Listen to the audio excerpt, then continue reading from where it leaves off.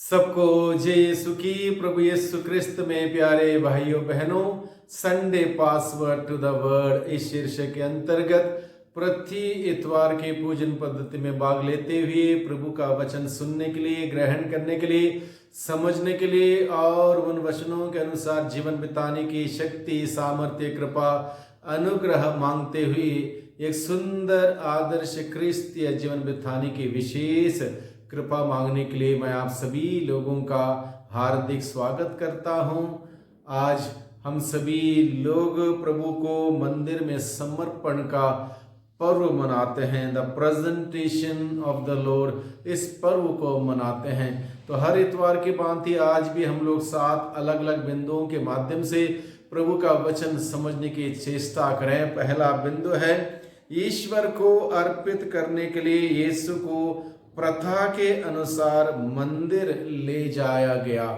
ईश्वर को अर्पित करने के लिए यीशु को प्रथा के अनुसार मंदिर ले जाया गया। उस जमाने की प्रथा जो थी उसका पालन करते हुए यूसुफ और मरियम बालक यीशु को लेकर मंदिर गए।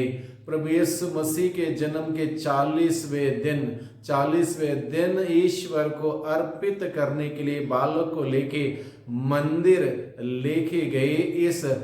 इस उदाहरण के द्वारा प्रभु का वचन हम सबों को सिखाता है, यूसुफ और मरियम के जीवन के द्वारा हमें सिखाता है, बच्चों को सर्वप्रथम ईश्वर को धन्यवाद स्वरूप ईश्वर के हाथों में अर्पित करना बहुत ही जरूरी है, जिससे कि बच्चों पर प्रभु का अनुग्रह, प्रभु की आशीष, प्रभु की बरकत हमेशा बनी रहेगी और उसी बरकत में बच्चे आगे बढ़ेंगे, तरक्की करेंगे, प्रभु की गवाही बनेंगे, प्रभु को पहचानेंगे और प्रभु की साक्षी बनते हुए प्रभु के नाम की महिमा कर पाएंगे। इसलिए यह बहुत ही जरूरी है। जैसे यूसुफ ने, माता मरियम ने उस प्रथा का पालन किया, उस जमाने का नियम का पालन किया और प्रभु को मंदिर लेके गए, अर्पित किया, प्रभु को समर्पित किया, वैसे ही जरूरत है हर माता पिता को अपने बच्चों को प्रभु के मंदिर ले जाना, प्रभु का परिचय कराना, प्रभु के हाथों में समर्पित करना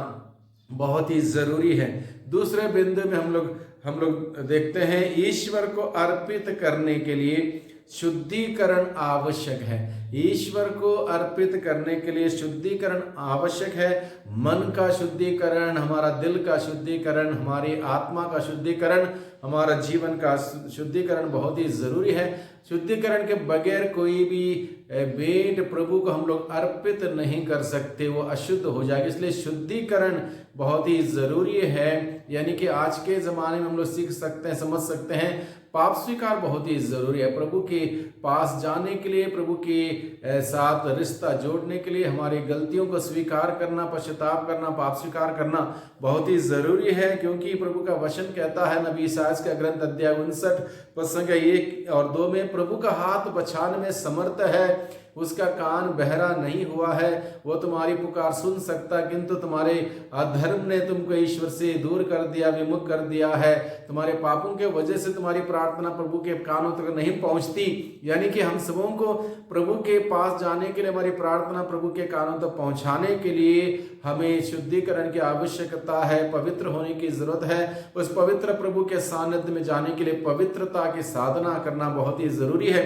आगे हम लोग पढ़ते हैं मत्ती के सुसमाचार अध्याय 5 पद 23 में, जहाँ स्वयं प्रभु यीशु मसीह कहता है, यदि तुम मंदिर में भेंट चढ़ाने जा रहे हो और वहां तुम्हें अपने भाई या बहन के खिलाफ कोई ऐसी बात याद आए जिससे कि तुम्हारा रिश्ता संबंध के बारे में कुछ गड़बड़ी हो, तो उचित यह है कि तुम अपने भेंट मंदिर की वेदी के सामने छोड़ो। पहले जाओ, अपने भाई से, बहन से मेल मिलाप कर लो, समझौता कर लो, मेल मिलाप कर लो, माफी दो, माफी लो और इस प्रकार से रिश्ता संबंध जोड़ो अपने भाई बहन से, तब आके अपना भेंट चढ़ाने की, एक दूसरे के साथ संबंध जोड़ना भी बहुत ही जरूरी है प्रभु के साथ रिश्ता जोड़ने के लिए। इस प्रकार से शुद्धिकरण, आध्यात्मिक शुद्धिकरण बहुत ही जरूरी है। प्रभु के मंदिर जाने के लिए, प्रभु को अर्पित करने के लिए, भेंट चढ़ाने के लिए बहुत ही जरूरी है। प्रभु का वचन हमें सिखाता है।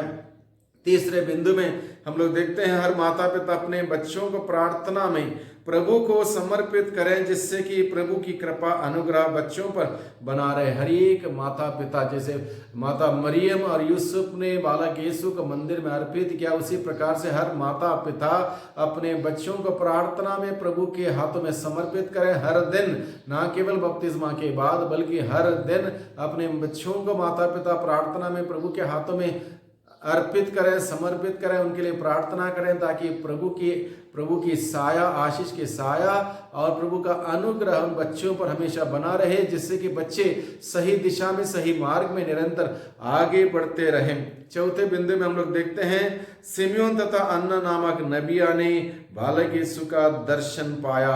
मंदिर में जब प्रभु यीशु को लेकर मरियम और यूसुफ गए, वहां पर मंदिर में सिमियोन तथा अन्ना नामक नबिया ने बालक यीशु का दर्शन पाया। यानी कि ईश्वर का दर्शन पाने के लिए धार्मिकता की साधना करनी आवश्यकता है। एक धार्मिक, सुंदर, पवित्र, नेक, आदर्श जीवन जीना बहुत ही जरूरी है, जो कि सिमियोन और अन्ना नबिया ने इस प्रकार से जीवन बिताया था। बहुत ही पवित्र, सुंदर जीवन बिताया था, जिसका फल स्वरूप उनको बालक यीशु को, मुक्तिदाता को देखने का मौका मिला, दर्शन पाने का मौका मिला। यानी कि प्रभु का दर्शन के लिए धार्मिकता का, पवित्रता का जीवन जीना बहुत ही जरूरी है। पांचवें बिंदु में हम लोग देखते हैं, बच्चों का प्रभु का दर्शन के लिए पवित्रता की साधना करते हुए पवित्रता में बने रहें। प्रभु का दर्शन पाने के लिए पवित्रता की साधना करें। हर दिन हमें पवित्रता की साधना करने की जरूरत है, पवित्रता के मार्ग में आगे बढ़ने की जरूरत है, प्रभु का वचन पढ़ने की जरूरत है, प्रभु का वचन सुनने की जरूरत है, प्रार्थना में समय बिताने की जरूरत है। तभी जाके प्रभु का दर्शन, प्रभु का अनुभव हम सबों को मिलेगा। और इस प्रकार का अनुभव, इस प्रकार से प्रभु का दर्शन प्राप्त होगा, तभी हमारा जीवन में आध्यात्मिक विकास होगा। छठे बिंदु में हम लोग देखते हैं, सिमियोन की भविष्यवाणी। सिमियोन ने भविष्यवाणी की, पतन के बारे में, उत्थान के बारे में और विरोध के बारे में। जो कुछ भी सही नहीं है, प्रभु के मूल्य सिद्धांतों के विरुद्ध है, उसका पतन होगा।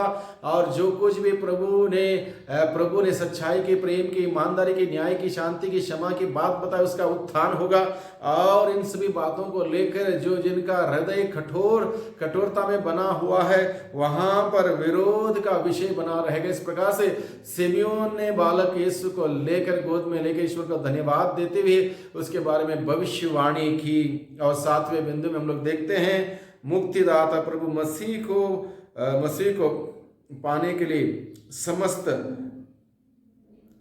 प्रभु भक्तों के लिए गौरव का चिन्ह है। यानी कि मुक्तिदाता प्रभु मसीह को पाना समस्त प्रभु भक्तों के लिए गौरव का चिन्ह है। प्रभु मसीह को पाना समस्त प्रभु भक्तों के लिए गौरव का चिन्ह है। हम सभी धन्य हैं प्रभु का नाम जानने के लिए, मानने के लिए, विश्वास करने के लिए, और उस विश्वास का जीवन को जीने के लिए हम सबों को बुलाया है। वही प्रभु हम सबों को शक्ति, सामर्थ्य, अनुग्रह